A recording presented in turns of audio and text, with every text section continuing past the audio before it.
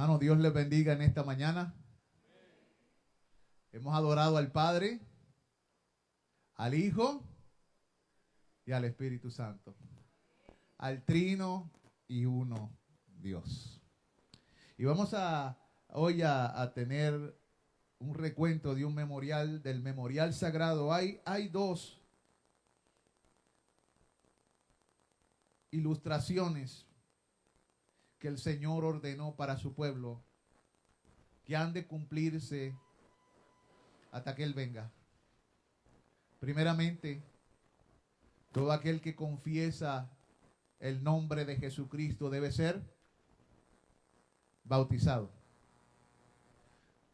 Si el Espíritu Santo te llama y te sumerge en la persona del Hijo y te mezcla para formarte uno con su pueblo.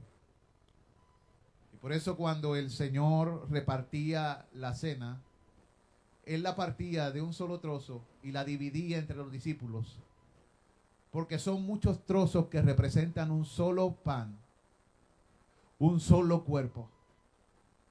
El cuerpo de nuestro Señor Jesucristo. Y no como el pan que ofrece este mundo.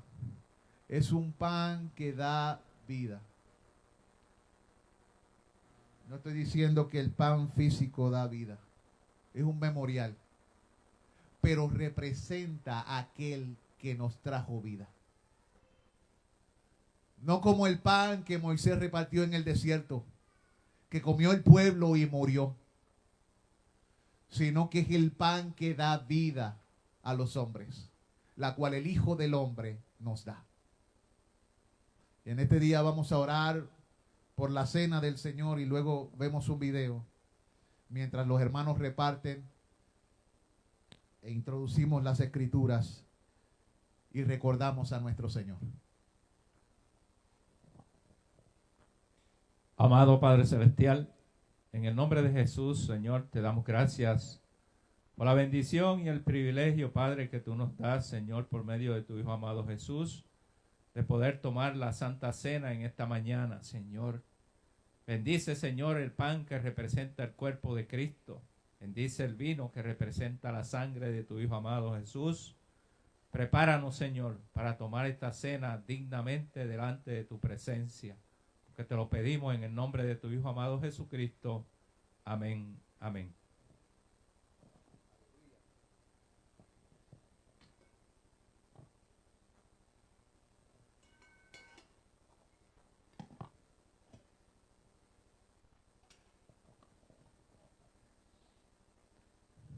Hermano.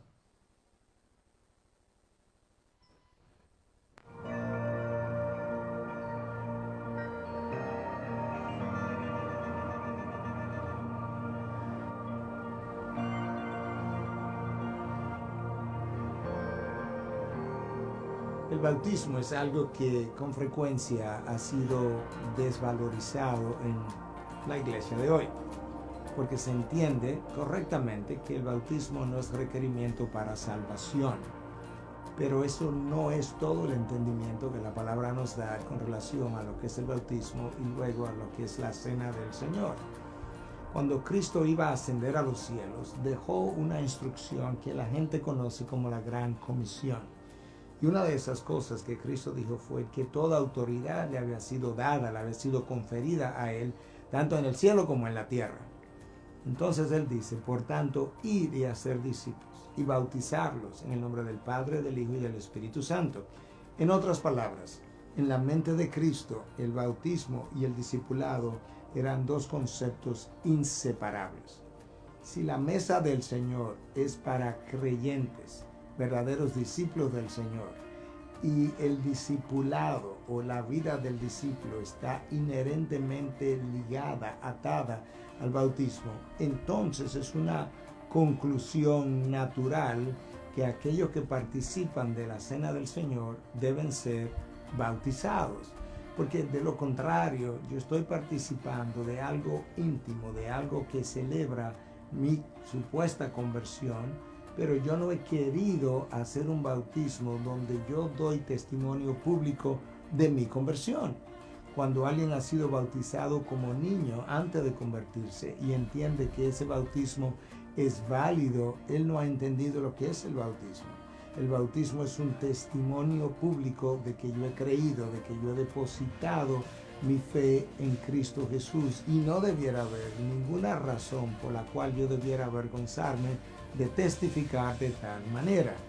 Consecuentemente, entonces, a la hora de venir a la cena del Señor, eso es una forma como yo ahora no solamente participo de algo muy especial de la vida de la iglesia, sino que también estoy testificando que como ya yo pertenezco a esta familia, como ya yo he dado testimonio público delante de alguna comunidad de creyentes de mi conversión, ahora yo puedo disfrutar de este momento de intimidad, de comunión.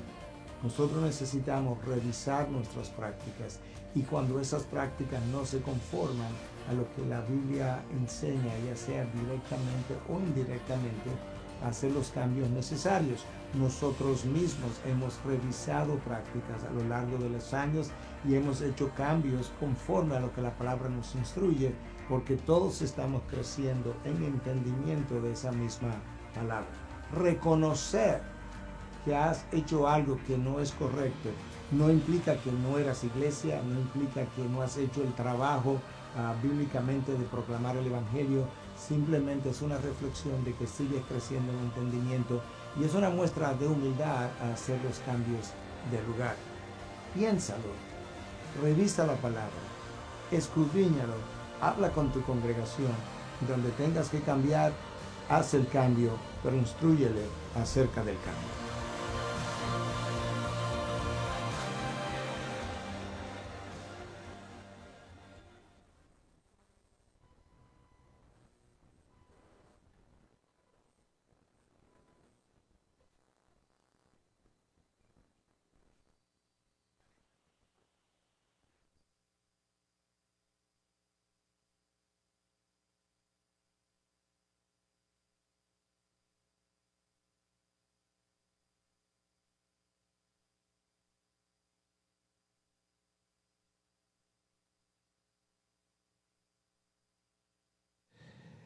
Dice así la palabra del Señor en el libro de Mateo capítulo 26. Institución de la cena del Señor. El primer día de la fiesta de los panes sin levadura. ¿Vieron lo que tienen en la mano? Esto era básicamente lo que comían en esa época. Dice allí, vinieron los discípulos a Jesús, diciéndole, ¿dónde quiere que preparemos para que comas la Pascua? Y él dijo, id a la ciudad a cierto hombre y decidle, el maestro dice, mi tiempo está cerca. En tu casa celebraré la Pascua con mis discípulos. Y los discípulos hicieron como Jesús les mandó y prepararon la Pascua. Y cuando le llegó la noche se sentó a la mesa con los 12. Y mientras comía dijo, de cierto os digo que uno de vosotros me va a entregar. Y entristecidos en gran manera comenzó cada uno de ellos a decirle, ¿soy yo, Señor? Entonces él respondiendo dijo, el que mete la mano conmigo en el plato, ese me va a entregar. A la verdad el Hijo del Hombre va según está escrito de él. Mas hay de aquel hombre por quien el Hijo del Hombre es entregado. Bueno le fuera a ese hombre no haber nacido. Entonces respondiendo Judas, el que le entregaba, dijo, ¿soy yo, maestro? Y le dijo, tú lo has dicho. Y mientras comían, tomó Jesús el pan y lo bendijo y lo partió. ¿Ve? Lo partió. ¿Y lo dio a quién? A sus discípulos. Bendito seas tú, Rey, Señor del universo, que nos das el pan que descendió del cielo. el pan que da vida al mundo. A ti sea la gloria y la alabanza por tu glorioso sacrificio a favor nuestro. Y dice la Escritura, y dijo, tomad, comed, este es mi cuerpo.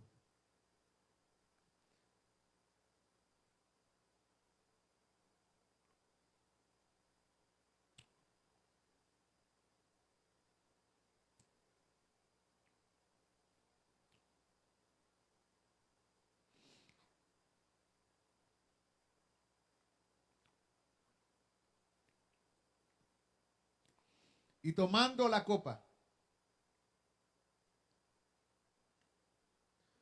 y habiendo dado gracias, les dijo diciendo, bebed de ella todos. Bebamos.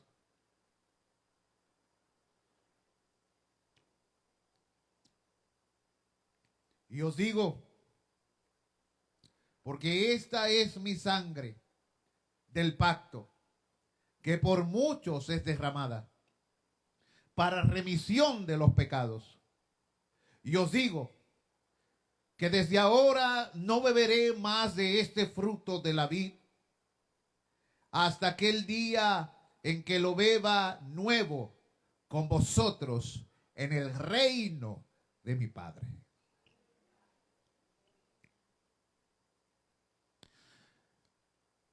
La Biblia dice luego en Corintios, haced esto en memoria de mí. Hay un himno que hemos cantado en esta iglesia que dice, en memoria de mí, pan comed. ¿Verdad? En memoria de mí, bebed. En memoria de mí, a Dios decí, dejad al hermano entrar. Tú y yo tenemos entrada por su cuerpo y por su sangre a esta gracia en la cual estamos firmes, dice la palabra. Por causa de este cuerpo y de esta sangre derramada, nosotros tenemos una puerta abierta, entrada que no puede ser retenida al mismísimo trono de la gracia. Tenemos acceso y ancla firme. Podemos comunicarnos con el Dios viviente. Podemos sentarnos y comer con Él en su presencia. Y vivimos delante del rostro de Dios. Todo por medio del cuerpo y de la sangre que fue molido y se derramó a favor tuyo y mío. Dios es digno de alabanza. Soberano Dios, gracias por lo que has hecho en la persona de tu Hijo. Gracias por tu Hijo, que se entregó mediante el Espíritu eterno a favor nuestro. A ti te bendecimos, a ti te adoramos, a ti te reconocemos y te agradecemos, porque todas estas cosas son posibles, porque tú así lo has hecho. Tú nos das paz, porque tú has hecho en nosotros todas nuestras obras. A ti sea la gloria desde la eternidad y hasta la eternidad, en el nombre de tu Hijo Jesús. Amén y amén. Sí.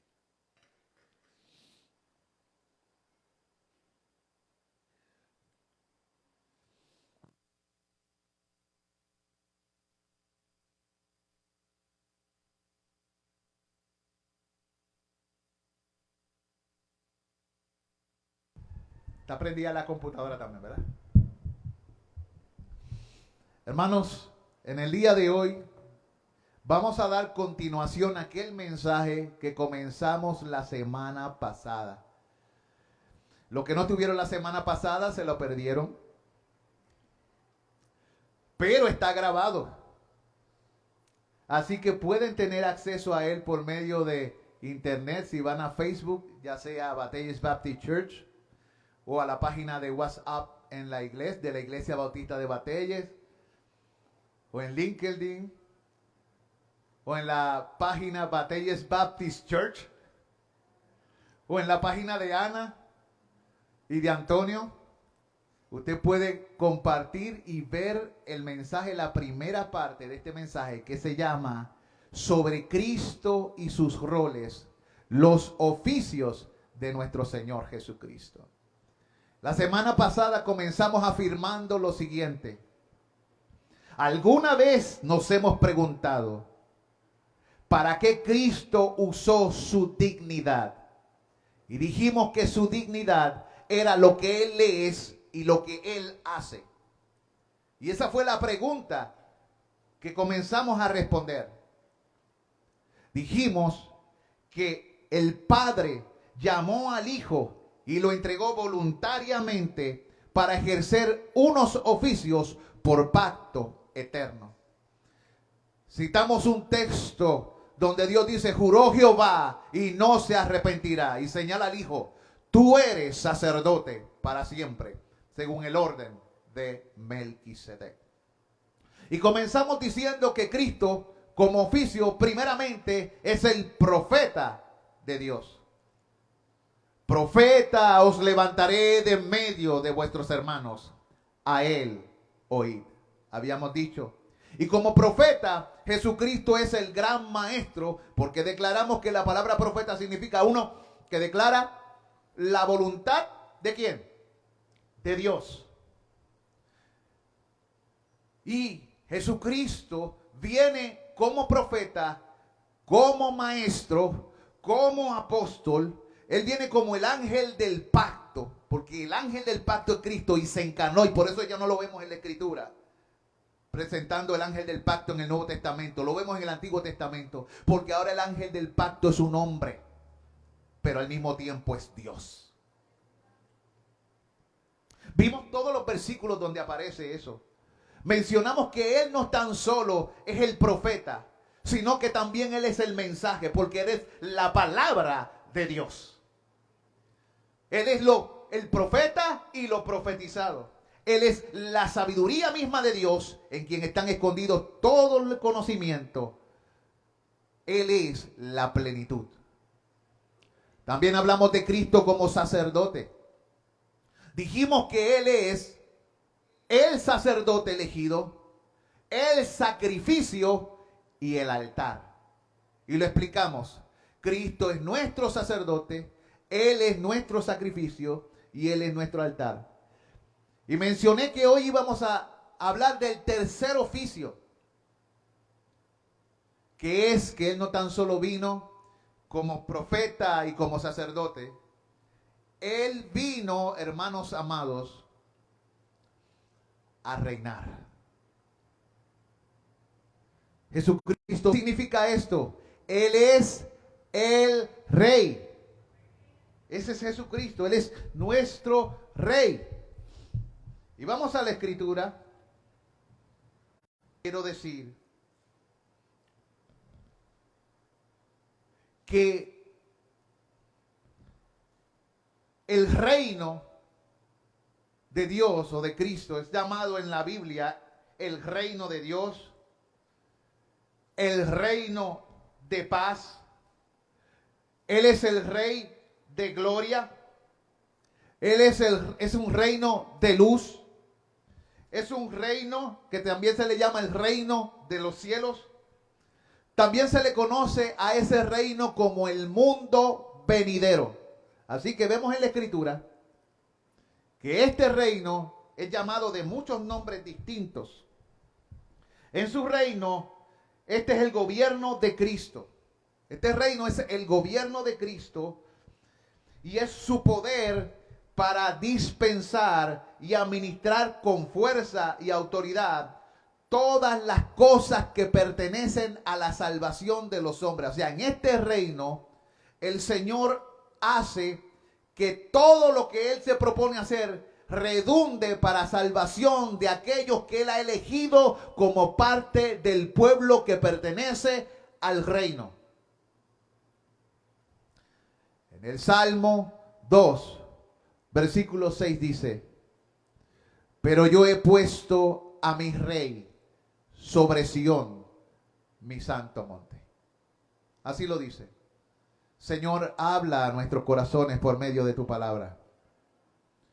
Enséñanos e instrúyenos por medio de las Escrituras acerca de quién tú eres y qué te propones hacer con tu pueblo como rey. En el nombre de Jesús, amén. La semana pasada enfaticé que como profeta Jesucristo fue el mensajero de Dios como hombre y como Dios. Los profetas hablaron de la voluntad de Dios, pero Jesucristo también habló de la voluntad de Dios como hombre y habló de la voluntad de Dios como Dios. No es lo mismo cuando el Padre habla que cuando envía a alguno. Hay una diferencia. La palabra de Cristo en la boca de los profetas es simplemente la obra del Espíritu de Cristo actuando en ellos. Pero la palabra de Cristo en su propia boca es Dios hablándonos directamente a nosotros. Es descendiendo Él y diciendo, quiero hablar contigo de manera personal. La Biblia dice que en los postreros días Dios nos habló por medio del Hijo. Aquel que es la sustancia de todas las cosas. La imagen del Dios viviente. El resplandor de su gloria. Que hizo todas las cosas con la palabra de su poder. Así que el que nos habla, cuando habla, transmite lo que Él es. Transmite su esencia poderosa. Mire, amado, en Daniel capítulo 2, 44, nos habla de este rey. Ya lo profetizaba las Escrituras. Y en los días de estos reyes, el Dios del cielo levantará un reino que no será jamás destruido. Ni será el reino dejado a otro pueblo. Desmenuzará y consumirá a todos estos reinos, pero Él permanecerá para siempre. ¿Estamos hablando del reino de quién? De Jesucristo. Cuando Daniel habló esto, lo habló basándose en una visión que había tenido ¿quién? Nabucodonosor. ¿Verdad? Había tenido una visión. Y Daniel había sido lleno por Dios para interpretar sueños y revelaciones. Y él habló acerca de cómo muchos reyes existirían. El rey de Grecia, el de Medio Persia, el de los medos y los persas, y así sucesivamente los romanos, hasta que llegara el mismísimo Cristo. Y dice que en esos días se levantaría un rey. Y se cumplió entonces la profecía de Daniel, donde el Señor vendría en ese tiempo y vino. Jesucristo había anunciado cuándo vendría y vino. Y su reino comenzó ¿cuándo? ¿Cuándo comenzó? Él dijo, el reino de los cielos se ha acercado. Y en otra ocasión dijo, el reino de los cielos entre vosotros está. Hay un reino que se está expandiendo como la levadura a través de toda la tierra. Que está apoderándose paulatinamente de diferentes personas y naciones a través de esta tierra. Ese reino ha comenzado y está absorbiéndolo todo. Está salvando gente de diferentes ideologías, gente de diferentes trasfondos históricos, de diferentes naciones, de diferentes tribus y de diferentes lenguas.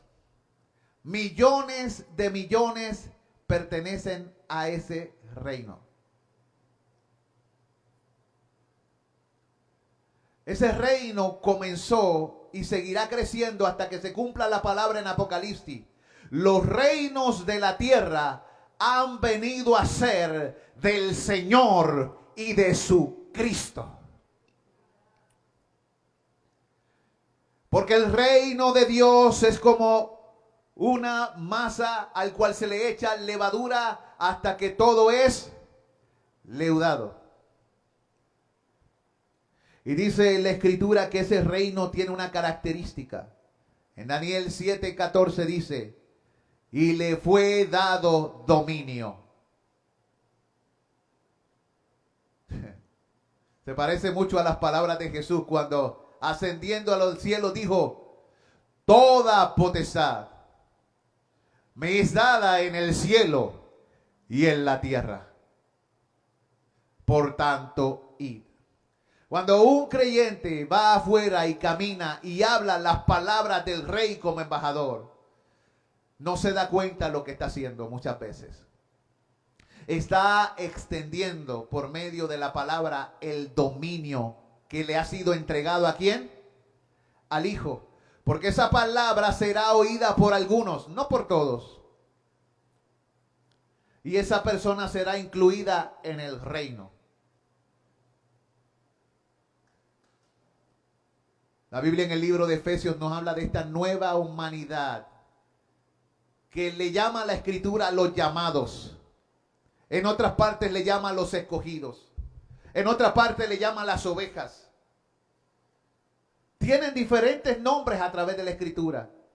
Los discípulos, los cristianos, los seguidores del camino.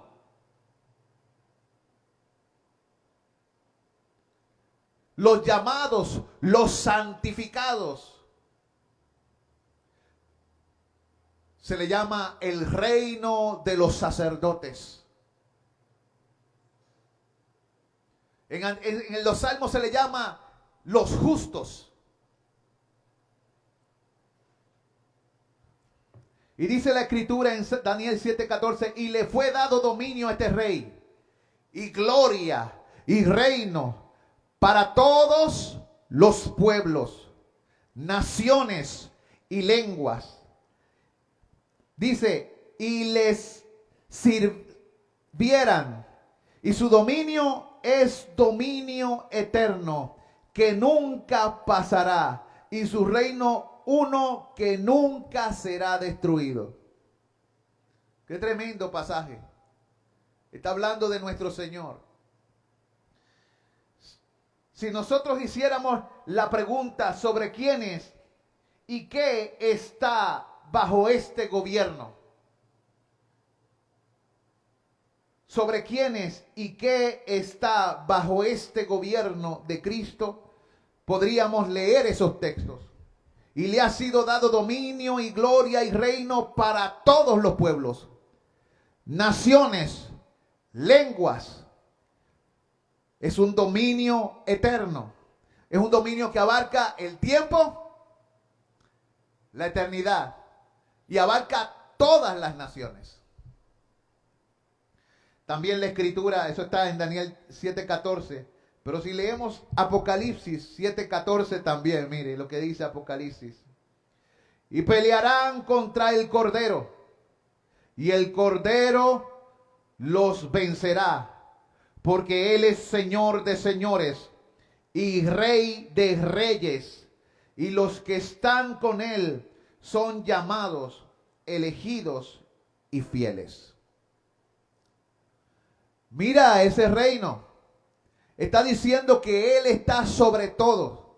En ese reino hay reyes, hay señores, pero solamente hay uno que está por encima de todo. Y la Escritura también en ese texto nos define el carácter de aquellos que le siguen, las características que definen a aquellos que pertenecen al reino. Son llamados. La Biblia dice en una parte, a los llamados, tanto judíos como griegos, Cristo, poder y sabiduría de Dios. Para ellos Cristo es el poder. Para ellos Cristo es la mismísima sabiduría de Dios. Para ellos Cristo es el apóstol de su profesión. Es el maestro. Es la palabra que les hace vivir y que los mueve, que los constriñe, que los impulsa.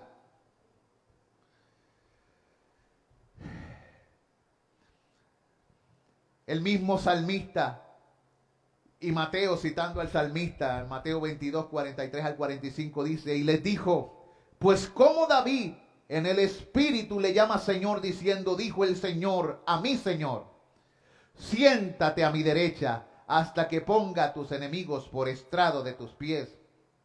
Pues si David le llama Señor, ¿cómo es su hijo? Note lo siguiente. La Escritura dice que estas personas, habrá personas que no querrán que Él domine sobre ellos. Y dice que el Cordero peleará con ellos. Y Él los vencerá. Porque Él vino a establecer su dominio.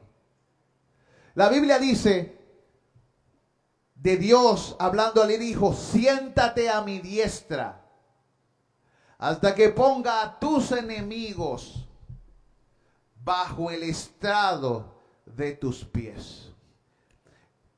¿Qué está diciendo? En un trono hay un estrado. Porque Cristo está sentado en el trono. El estrado es el lugar donde reposan los pies. Dios está diciendo, todo aquel que se oponga al reino servirá del lugar donde Dios ponga sus pies. Eso es una manera para mostrar autoridad y gobierno. Cuando los reyes vencidos perdían en la batalla, muchas veces se tenían que inclinar, poner la cabeza en el piso y el rey ponía el pie en la cabeza del enemigo vencido. Todo lo que tú eres, todo lo que piensas que eres, todo lo que tú pensabas que era tuyo, realmente me pertenece. Y está por debajo de mí, incluyéndote a ti mismo. Eso está diciendo el texto. Jesucristo es el Rey. Él no es tan solo alguien que vino a declarar la voluntad de Dios y alguien que vino a mediar entre Dios y los hombres. Él también vino a reinar definitivamente. Por lo tanto, el llamado de Dios a las naciones en el Salmo 2, si ustedes van al Salmo 2, vaya conmigo al Salmo 2 porque leí el versículo 6. Más adelante, luego de que Dios establece a su rey sobre Sión, mira que llama a las naciones. Salmo 2. ¿Lo tenemos? Versículo 7. Yo publicaré el decreto. Jehová me ha dicho, mi hijo eres tú. Yo te engendré hoy, pídeme y te daré por herencia las naciones y como posesión tuya los confines de la tierra. Los quebrantarás con vara de hierro, con vasija de alfarero los desmenuzarás. Ahora pues, aquí está la amonestación, oh reyes, sed prudentes. Acuérdense que Cristo es Rey de Reyes, pero ¿qué le está diciendo por medio del profeta a los reyes? Él está haciendo un llamado a las naciones y a todos los reyes de la tierra. Sean prudentes.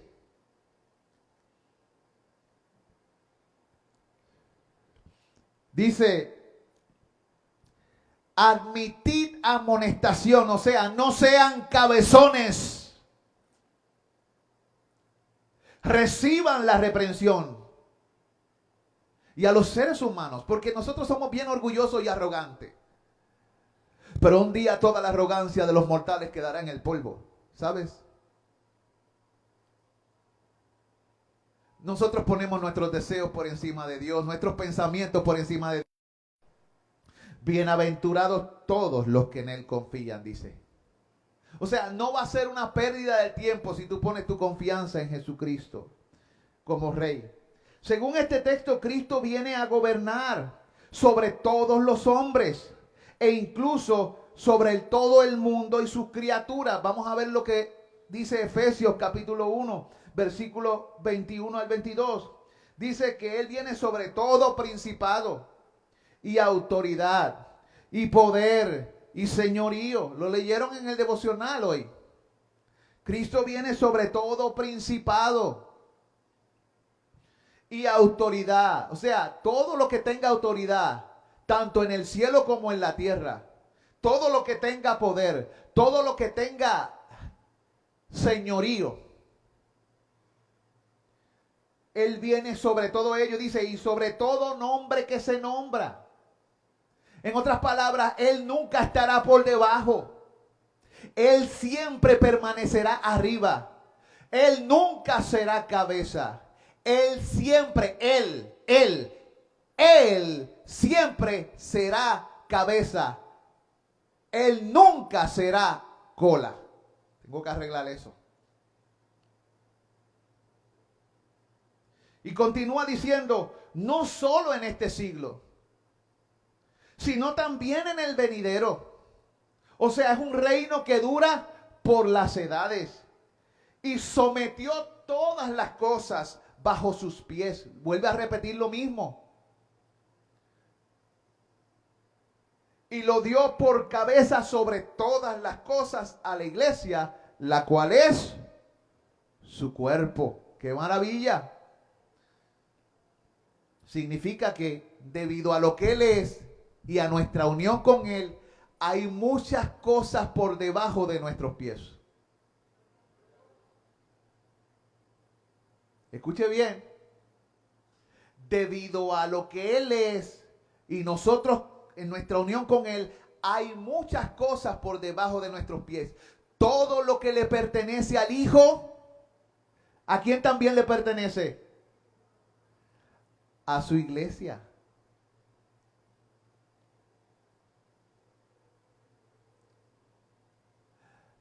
Dice la Biblia que los justos reinarán en la tierra, que ellos heredarán todo. El reino que se nos habla es un reino de reyes y sacerdotes para el Señor nuestro Dios. La Biblia hace un llamado y nos dice por medio del apóstol Pedro, y llama a su pueblo nación santa. Le llama real sacerdocio, pueblo escogido. Es que muchas veces no entendemos nuestro llamado y no vivimos a la altura de nuestro llamado. Dios nos está mandando a vivir a la altura del llamado. A entender lo que se nos ha sido dado. El Señor tiene poder y autoridad. Y cosas van a ser puestas por debajo de sus pies. Y la única manera que será hecho es cuando la iglesia se mueve en su nombre para dispersar la oscuridad por medio de la predicación del glorioso evangelio de Cristo.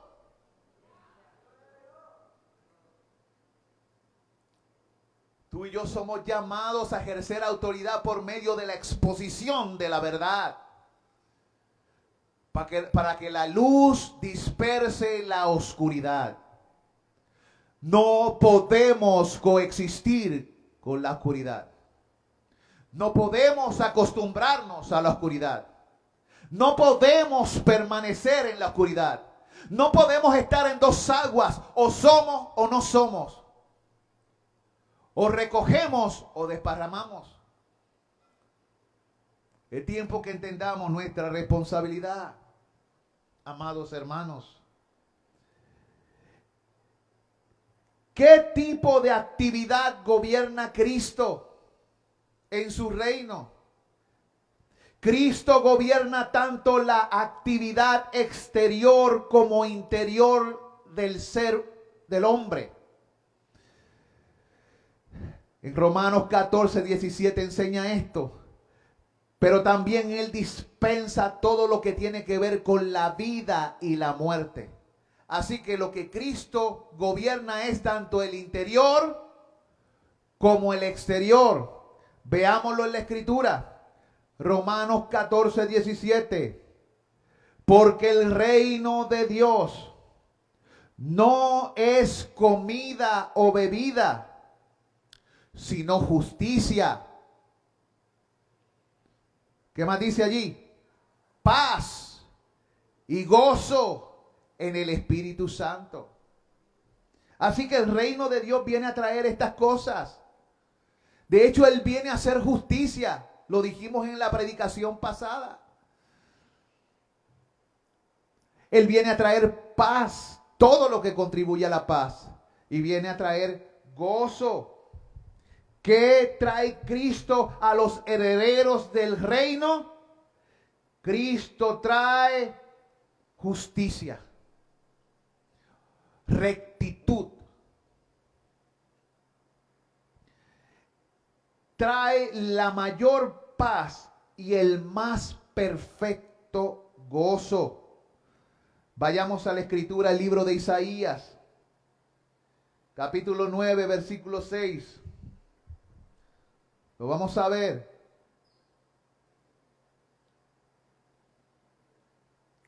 Isaías, capítulo 9, versículo 6.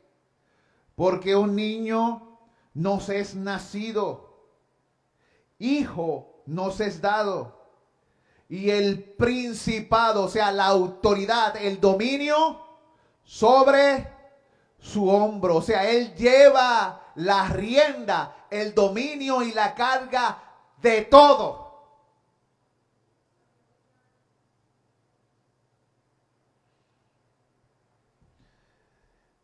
Y se llamará su nombre admirable, consejero, Dios fuerte, Padre eterno y príncipe de paz. Nota que lo dice ahí. ¿Qué transmite él como rey de este reino? ¿Qué transmite el reino de Cristo? ¿Qué viene Cristo a traer? Él viene a traer gloria, honra e inmortalidad.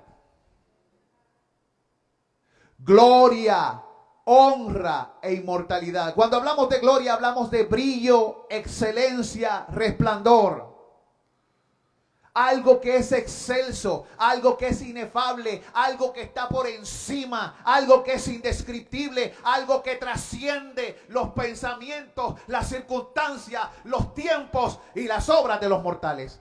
Algo incomparable. Él es gloria.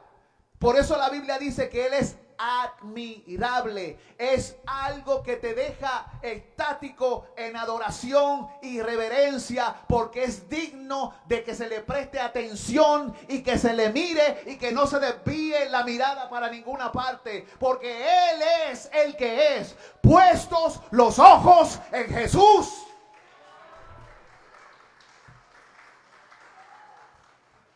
El autor y consumador de la fe. Él es el alfa, Él es la omega, Él es el que cuenta, escribe y obra en la historia. Su reino domina sobre todos. Amados, dice allí en el texto que este rey admirable es consejero. ¿Qué quiere decir esto? En su reino se conoce por la sabiduría. Y la sabiduría se muestra por el conocimiento aplicado. Quien es sabio y entendido entre vosotros, muestre por su buena conducta sus obras en sabia mansedumbre. Pero si tenéis celos amargos en vuestro corazón, no os jactéis ni mintáis contra la verdad, porque esta sabiduría no es la que desciende del cielo, sino terrenal, animal y diabólica. Pero esta sabiduría que viene de Dios es primeramente pura, amable, buena, llena de misericordia, de buenos frutos, sin incertidumbre, sin hipocresía. Y el fruto de justicia se siembra en paz para aquellos que hacen la paz. Él es un rey de paz. Y Él viene a traer la sabiduría. ¿Y cómo lo sabemos? Porque ahí dice que Él es consejero. En Él está el consejo. Y su consejo es más sabio. A veces nosotros pensamos que podemos ayudar a Dios en sus planes. Pero ¿quién entendió la mente de Dios y quién fue su consejero? Es que muchas veces no entendemos que su entendimiento no hay quien lo alcance. Y en nuestro trasfondo finito tratamos de comprender el océano inmenso e infinito de su mente. Y luego quedamos así, en estado de estupidificación.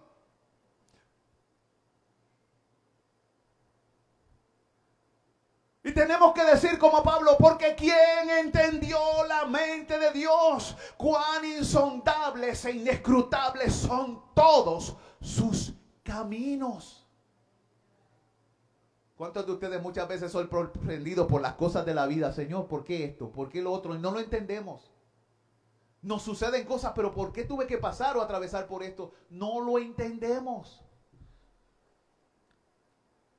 Pero no se preocupe. Yo no lo entiendo todo, pero conozco a alguien que sí lo entiende.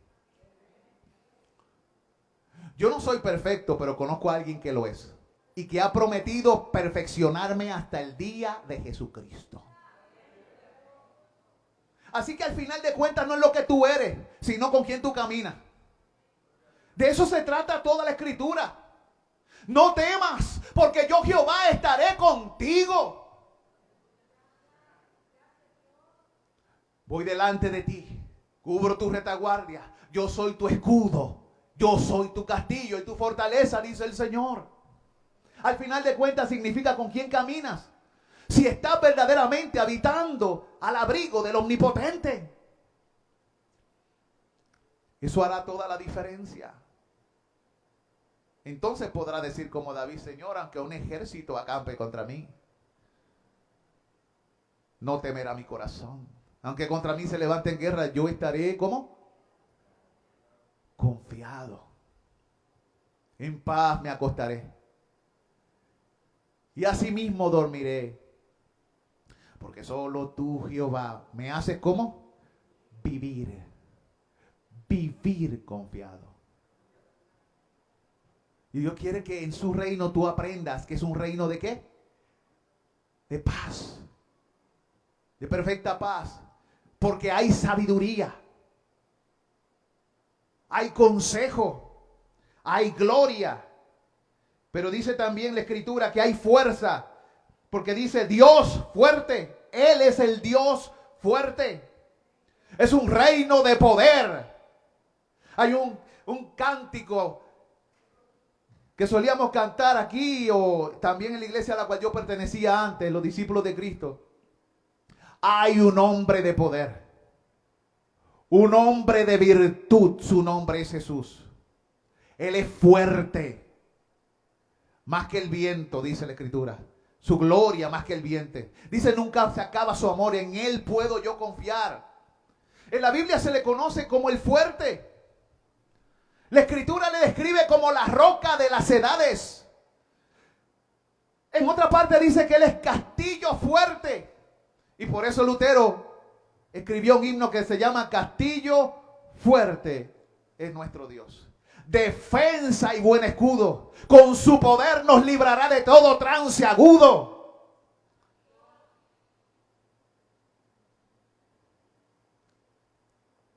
Amados,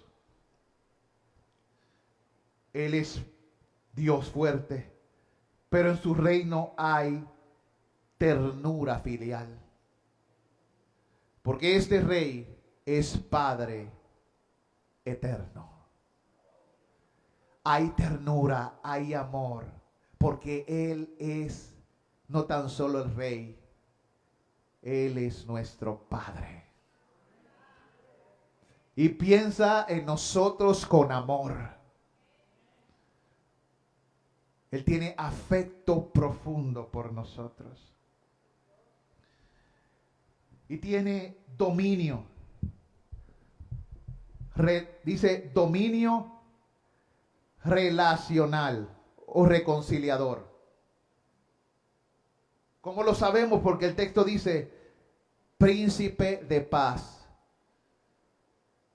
Él viene a establecer reconciliación. Él viene a arreglar las cosas. Él viene a unir lo que está despegado. Él viene a remendar lo que está roto. Él viene a hacer todo nuevo.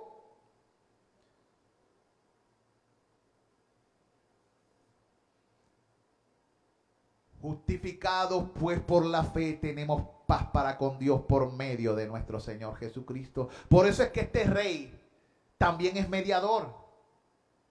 Al mismo tiempo que Él declara la voluntad, Él media por nosotros y reina en nosotros. Oh, amados. En Apocalipsis 1:18 dice que también en cuanto a lo interno y externo tiene poder sobre la vida y la muerte, lo mencionamos. Dice, y el que vivo y estuve muerto, hablando de él, de sí mismo, Jesucristo, está hablando de sí, dice, yo soy el que vivo y estuve muerto, mas he aquí que vivo por los siglos de los siglos, amén, y tengo las llaves de la muerte y del Hades, o sea, del lugar de los muertos. O sea, su dominio abarca. Él vino a ser tanto Señor de vivos como de muertos. O sea, no hay escapatoria para este reinado. Esto trasciende todo. Por eso cuando se le preguntó,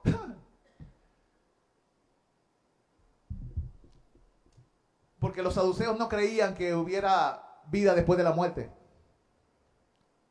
Jesucristo viene y le dice, ustedes hierran o se equivocan mucho, porque ustedes no conocen a Dios, tampoco han experimentado su poder. Ustedes no saben que Dios es Dios de Jacob, de Abraham y de Isaac. Tanto que hablan de los padres. Pero ustedes no entienden que Él está diciendo, Él es. Él es el eterno es. Yo soy el que soy, yo soy la constante. Y de momento le dice, para mí todos viven. Siempre en estado continuo, en estado presente. Él no tiene ni pasado, ni presente, ni futuro. Él es la realidad permanente. Tú y yo experimentamos un pasado, estamos viviendo el presente y estamos esperando el futuro. Pero todo está delante de Él.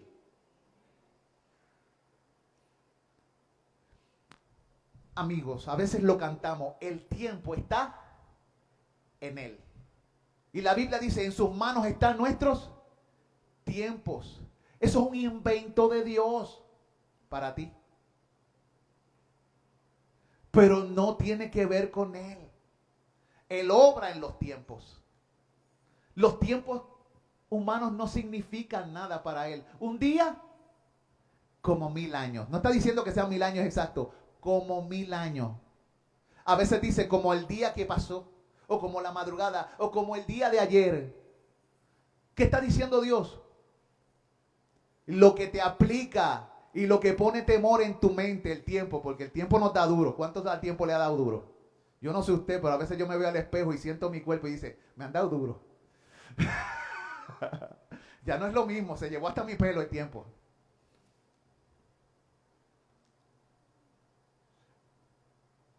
Pero lo que nos hace debilitarnos a Dios no lo debilita. Y Él nos enseña estas cosas para que corramos a Él, para que dependamos de Él, para que creamos en Él, para que le confesemos a Él, para que corramos a Él siempre. De hecho, aférrate a Él y no lo sueltes. Sé como aquel niño que abraza el pie de su padre y mientras el padre camina, el niño está ahí amarrado al pie. Yo no sé si le pasaba con sus nietos o con sus hijos, pero se le enganchaban a uno y uno tenía que moverlo. Así debemos ser con el Señor.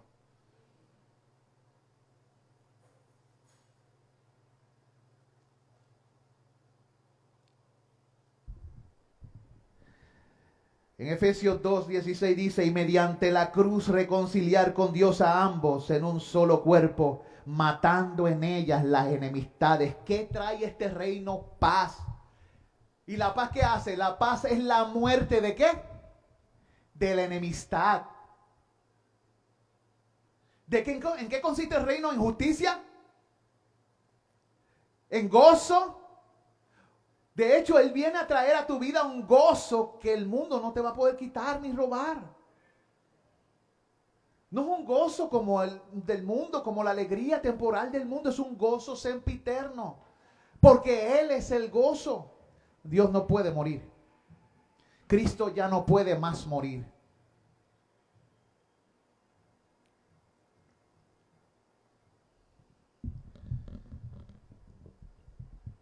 Hay una maravilla que el Señor ha preparado para nosotros. ¿Cómo trae paz? Dice el texto, mediante la cruz.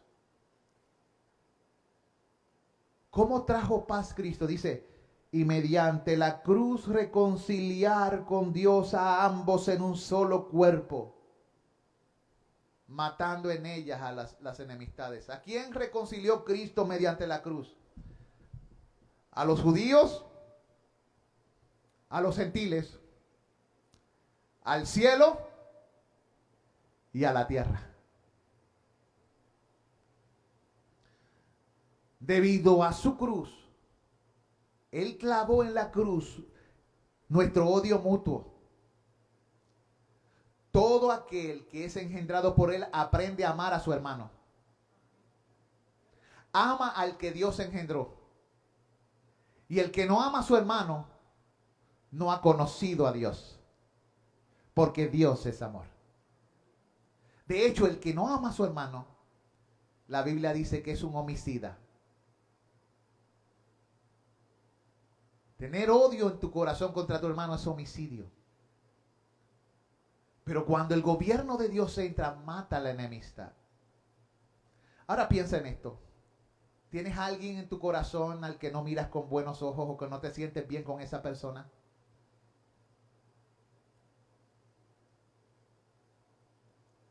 ¿Alguien a quien no le alberga buenos sentimientos? Pregúntate, ¿eso tiene que ver con el reino de Cristo en ti? Pues entonces tienes que reconciliarte. Es como cuando dice, resuelve tu asunto antes de ofrendar y presentar tu ofrenda ante el altar. Porque mi reino es un reino de reconciliación. Yo vengo a matar la enemistad. Yo vengo a traer paz. Porque el reino de Dios no consiste en bebida, en comida, sino en justicia, paz y gozo en el Espíritu Santo. Él ha venido con el propósito de matar la enemistad. En Hebreos 7:2 dice, a quien asimismo dio a Abraham los diezmos y todo, de todo, cuyo nombre significa primeramente rey de Salem, esto es, rey de paz. Melquisedec, de quien Jesucristo tiene un sacerdocio semejante, se llamaba Melquisedec. Melc significa rey. Sedec, paz, rey de paz. Jesucristo es el príncipe de ¿qué? De paz. De nuevo, ahora vamos para la conclusión, hermano. Yo quiero que usted escuche bien esta conclusión. La hermana Yajaira dio en el devocional lo que se llama la Trinidad. La manifestación, Dios mostrándose como Él es. 3 en 1. 3 personas diferentes, donde el Hijo no es el Padre no es el Hijo, y ninguno de ellos dos es el Espíritu Santo. Pero al mismo tiempo son uno en esencia. Un gran misterio que para nosotros es difícil porque nosotros no nos podemos relacionar de esa forma. ¿Ve? Porque usted y yo somos ¿cuántas personas? Una. Tenemos alma y cuerpo, pero somos ¿qué? Una sola persona. Por lo tanto, se nos hace difícil entender la dimensión en la que Dios se encuentra. Pero yo quiero que escuche estas trinidades que voy a estar mencionando hoy. Primeramente es necesario que Cristo sea rey como Dios y sea rey también como hombre. Así como era necesario que fuera profeta como Dios, profeta como hombre, sacerdote como Dios, sacerdote como hombre. También es necesario que Cristo sea rey como Dios y rey como hombre. Como hombre para que pueda ser el rey espiritual de nuestras almas, dispensando vida y muerte eternas. Y como Dios para que pueda ser el gobernante de la naturaleza de nuestro cuerpo y dominar. La Biblia dice, y Cristo lo confesó en su oración, me has dado potestad sobre toda carne, para dar vida eterna a los que me diste. Cristo tiene el poder sobre toda carne para dar vida eterna ¿a quién? A los que el Padre le dio al Hijo. El oficio de Cristo es triple. Y ese oficio triple anuncia tres verdades. Primera verdad, identifica el estado del hombre y cómo éste tiene su remedio en Cristo. Mire esto. La primera verdad es que identifica la condición del hombre y cómo su remedio se encuentra en Cristo, y lo hace de tres maneras. El hombre sufre bajo la ignorancia. ¿Cómo se resuelve la ignorancia? Por medio de la profecía. Y Cristo es el profeta. Él viene a declarar y a revelar y a mostrar para que ya no estemos como en ignorancia. Número 2, el hombre permanece en alienación o alejado de Dios. Pero Dios resuelve esto restaurando el compañerismo con Él por medio de un sacerdote, Jesucristo. ¿Vieron? ¿Cómo resuelve el Señor la ignorancia? Por medio de la verdad. Porque la exposición de su palabra alumbra y Cristo es la palabra de Dios. ¿Cómo resuelve Dios el problema de separación de Dios? Por medio de un sacerdote, que es nuestro sacrificio y también nuestro altar, Jesucristo. Pero también el hombre carece de poder para vivir de una manera santa. Usted y yo carecemos de poder para vivir de una manera santa. ¿Cómo Dios resuelve esto? Por medio del reino de Cristo, donde Él usa toda su autoridad y su poder y comienza a transformar por su espíritu tu ser. Y te llena de tres cosas. Al darte de su espíritu te da poder, te da amor y te da dominio propio. Otra vez tres cosas, ¿verdad? Así que Él hace tres cosas en ti y luego te da tres cosas a ti. Segundo, la segunda verdad que quiero que entiendan. El oficio triple de Cristo revela la manera en que la salvación se aplica al hombre. Repito, el oficio triple de Cristo, profeta, sacerdote y rey, revela la manera en que Dios salva al hombre. Por ejemplo, ¿qué hace Dios para salvar al hombre? Decide salvar al hombre por medio de la locura de la predicación. ¿Y la predicación qué es? La profecía. La declaración de la voluntad de Dios. Pero también es obtenida por su sacerdocio.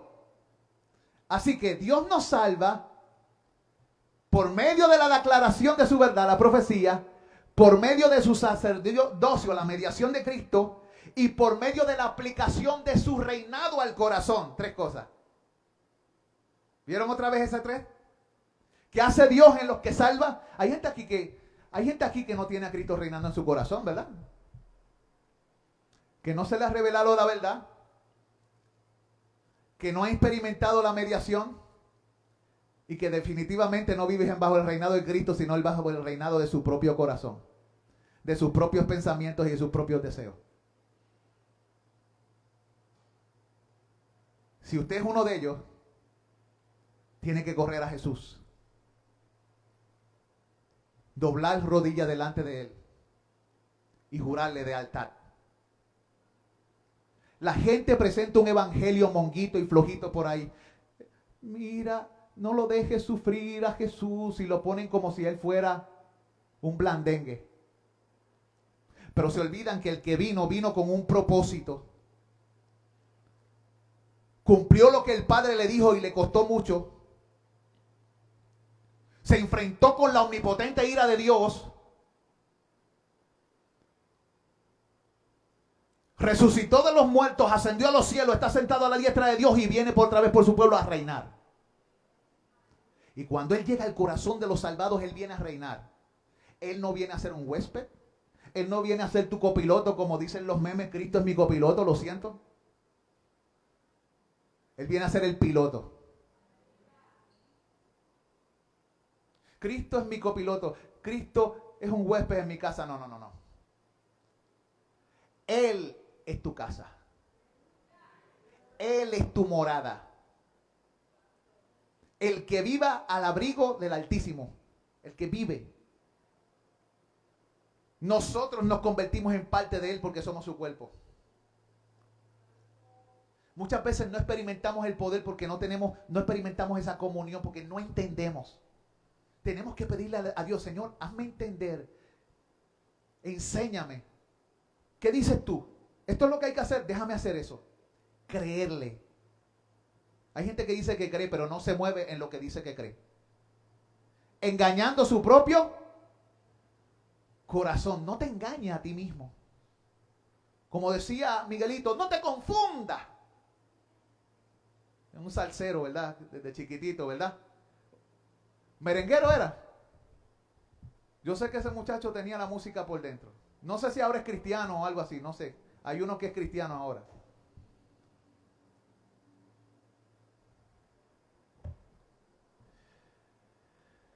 Mire, hermano.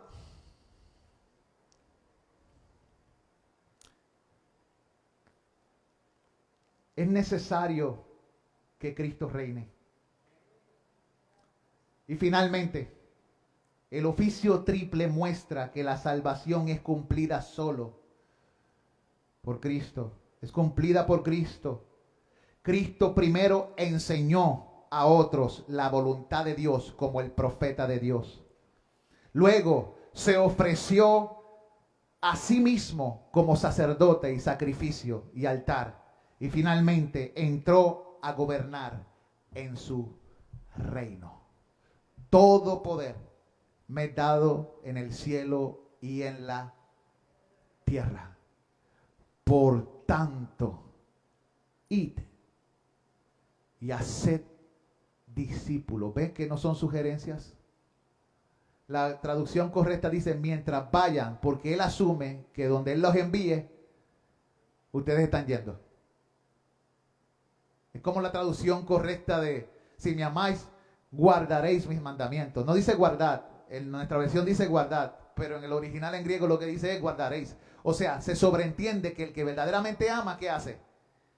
Camina en lo que Dios está diciendo. ¿Estás entendiendo esto? Esto es importante porque vemos ahora una religión que se predica por ahí, donde se olvida el honor y la dignidad del rey. Donde la gente piensa que está en términos de igualdad con el Señor. Donde la gente que se cree que hablar tú a tú con Dios significa estar al mismo nivel. No, hablar tú a tú con Dios significa que Dios por su gracia te deja estar en su presencia y te cubre con su amor. Pero tenemos que entender que tú y yo nunca estaremos al nivel de Él, porque Él es Rey de reyes. Él es Señor de señores. Él es Dios. Y nosotros somos hombres y mujeres. Es tiempo de que comencemos a ver dónde estamos parados. Por lo tanto, ¿quién bendice? ¿El mayor o el menor? ¿Quién dice la Biblia que bendice? El mayor, ¿verdad? Nosotros bendecimos a Dios con palabras y con ello lo que queremos decirle es que le agradecemos. Pero cuando Dios bendice, ¿qué sucede? La lluvia cae. Las flores crecen. Los frutos se dan. La tierra responde a la lluvia. Y la lluvia responde y la tierra a la voluntad de su hacedor. La vida germina. Tu corazón late. Tus sistemas y órganos funcionan. Porque Dios ha hablado sobre ti. Su palabra. Cuando Él bendice, se manifiesta en su obra. En ti y en todo lo que te rodea. Cuando tú bendices a Dios, solo son palabras. ¿Ve la diferencia? Nuestra labor es decir bien de Dios, pero la bendición de Dios no tan solo habla de nosotros para nuestro bien, sino que hace por nosotros todo lo que es bueno, agradable y perfecto.